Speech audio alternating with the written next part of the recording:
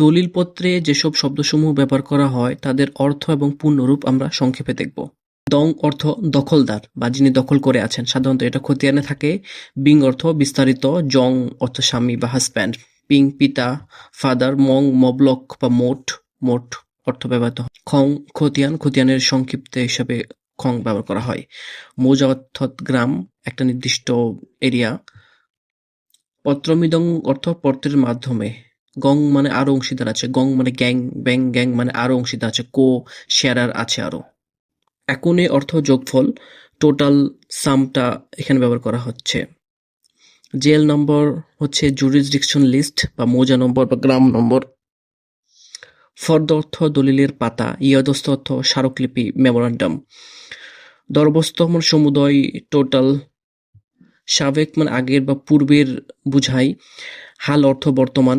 বং মানে বাহক, যিনি নিরক্ষর ব্যক্তির নাম লিখেন তাকে বং বলা হয়। নিং নিরক্ষর ইলিটারেট। সাং শাকিন বা গ্রাম ভিলেজ।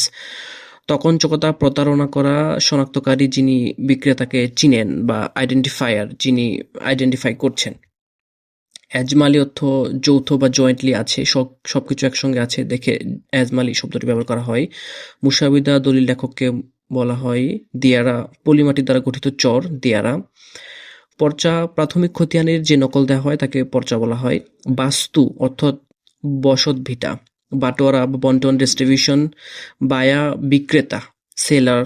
এওয়াজ মানে সমপরিমাণের কোনো কিছুর বদলে কোনো কিছু দেওয়া, এওয়াজ বা ইন এক্সচেঞ্জ। হিস্সা অর্থ অংশ, জরিপ বা পরিমাণ করা। চৌহদ্দি বা সীমানা, সিট। নকশাকার অংশ বা মোজার অংশ নকশাকে বলা হয়। দাখিলা খাজনার রসিদ, নকশা বা ম্যাপ।